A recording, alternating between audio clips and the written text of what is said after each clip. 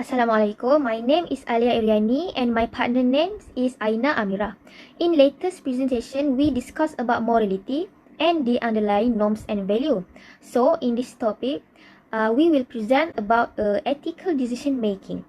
In chapter 3, we explore various directions in normative ethics, in which a position is taken on what norms and values are worth striving for and how we deal with conflicting norms. In this chapter, we will integrate all the above and formulate a model for ethical decision making that should lead to an informed moral choice in case of an ethical dilemma. Okay, so we move to the first topic, which is about an ethical dilemma. An ethical dilemma is a situation of conflicting morality in which a person structurally explores in what way he will act. In other meaning, an ethical dilemma is a problem in the decision-making process between two possible options, neither of which is absolutely acceptable from an ethical perspective. Other words, every person may encounter an ethical dilemma in almost every aspect of their life, including personal, social, and professional. Although we face many ethical and moral problems in our life, most of them come with relatively straightforward solutions. On the other hand, ethical dilemmas are extremely complicated challenges that cannot be easily solved. So we move to the ethical dilemmas in business. Ethical dilemmas are especially significant in professional life as they frequently occur in the workplace. People's inability to determine the optimal solution to such dilemmas in a professional setting may result in serious consequences for business and organization. The situation may be common in companies that value result the most. Okay, next, how to solve ethical dilemmas. Generally, in order to solve ethical problems, companies and organizations should develop strict ethical standards for their employees. Every company must demonstrate its concern regarding the ethical norms within the organization. In addition, companies may provide ethical training for their employees. But to be more specific, we can solve an ethical dilemma through solid analysis and evaluation. Okay, in this four-step approach, analysis and evaluation are integrated. Step 1 until 3 are analytic and step 4 is evaluative. Okay, this is the process of step in ethical decision-making model. Step 1, the phrasing of a moral question. Step 2, the mapping of the moral stakeholders and their morality. Step 3, the analysis of potential ways of ethics based on functional equivalence. Step 4, the making of an informed choice. To what extent do you feel responsible towards these stakeholders, and what direction in normative ethics do we use to morally justify our action? Okay, we move to step 1, moral question. The phrasing of a moral question lies at the core of an ethical decision-making model. It is very important to ask the right question in order to get the solution that is the most ethical. Make sure that the moral question cannot be answered by a simple yes or no. This will almost per definition lead to simplified answer that will not stimulate any further creative problem solving beyond the two options you already imply in the question. An open question typically encourages less black and white views on matters. Therefore, preferably press your moral question starting with words like to what extent, what, or how. For example, how we have to do in ask question. So we have to do, how should a manager carry out his or her obligation ethically in disclosing the core weakness of your product to your potential customer? Okay, that's how we should ask. Then we have to avoid ask question like this. Don't. Are you ethically obligated to disclose a core weakness of your product to your potential customers? I will give you others example. Do. How should an export manager perform his work in a country where corruption is a state of the art? And don't. Should an export manager involve himself in corruption in a country where this is state of the art? Make sure that the phrasing of your question allows you to explore the dilemma in depth. In other words, never try to force the answer into a certain direction by the formulation of your moral question. At this stage, we do not evaluate but merely provide for an advice. So, make sure we do not oversimplify matters or push the decision making in a certain direction before we even start exploring. An acceptable phrasing of the moral question that relates to the case Sophie's choice would be, What should Sophie do when she is forced to choose between the life of her two children on arrival in Auschwitz?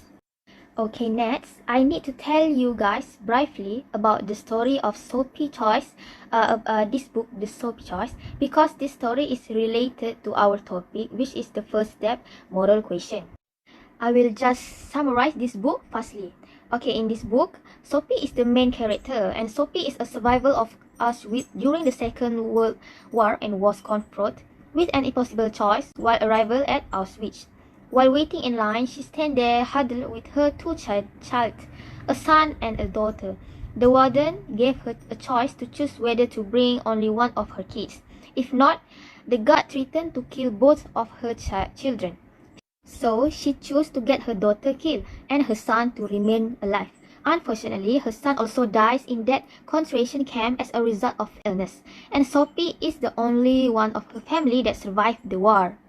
So we know Sophie have to choose a difficult choice to choose between the life of her two children, and that refers to moral question that relates to the case Sophie choice. Okay, so we move to the step 2. Step second is about moral stakeholders. The second step in an ethical decision model is to thoroughly map the stakeholders that are involved with the ethical dilemma. We refer to them as moral stakeholders. In this topic, we focus more to a norm and relate it with the story of Sophie Choice. We interest in their ideas and morality to make sure we understand the similarities of difference between their norms and values and our own. Okay, next we move to the mapping of the moral stakeholders. First, we classify the moral stakeholders that relate to the ethical dilemma. Moral stakeholders is actors whose norm and value can be affected by you or who can affect your norms and values in an ethical dilemma. In this case of Sophie Choice, we see that the moral stakeholders, besides Sophie of course, are the warden, the children of Sophie, and her husband. They all influence in Sophie's decision making. The action of these stakeholders can affect Sophie's norms and value, or the action of Sophie can affect their norms and value. Okay, next, we move to the norms and values of the moral stakeholders. For this section, once we have established who our moral stakeholders are, is it important to assess what their norms and values are in the context of the ethical dilemma. In addition, for a full understanding, it can be helpful to also map the virtue and interest required to comply with these norms and values. In the example of Sophie Choice, this would look as follows. Okay, warden values racial purification and purity. The norms intimidate and exterminate non-Aryans. Virtue, determination and ruthlessness. And warden interest, a gun and a concentration camp.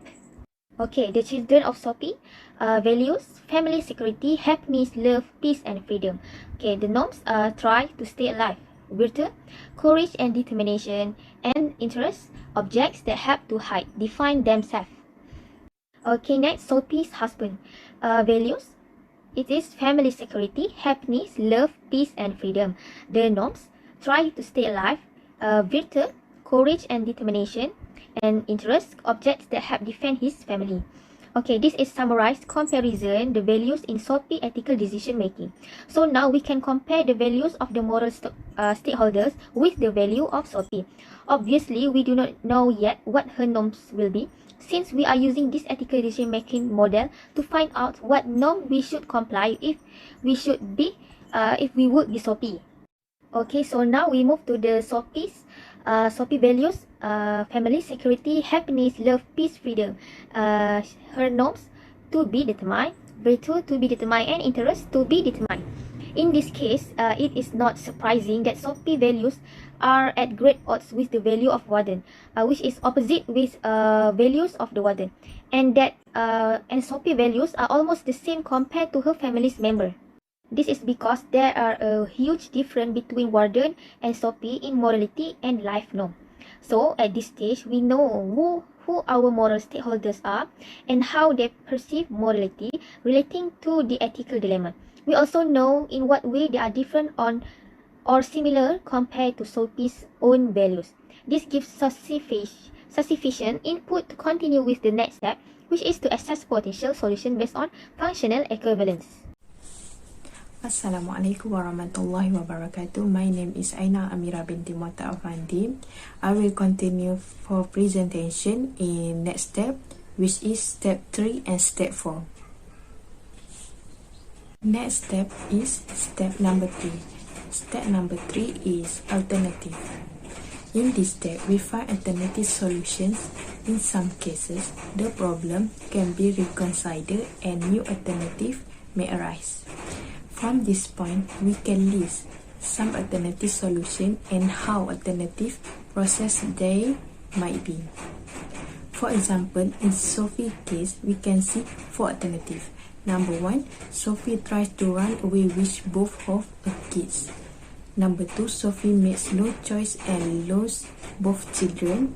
Number 3, Sophie chooses to let her daughter live. Number 4, Sophie chooses to let her son live. Next, step number 4, an informed choice. In this step, we use analysis to praise the moral dilemma, map the moral stakeholder and their moral views, as well as compare different alternatives that could solve the ethical dilemma. This is the last step. It is time to take a decision and solve the ethical dilemma. 2 things here can help us to substantiate our decision. First, the factors that influence responsibility.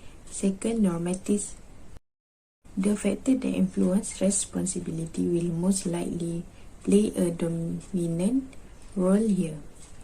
This factor either relate to your ability of taking responsibility or relate to the specific situation of conflicting values. When we consider the factors that affect the ability of taking responsibility, affect the ability, it is obvious in this case that Sophie and her family lack the physical of taking responsibility, freedom to take responsibility towards one another as they would normally do.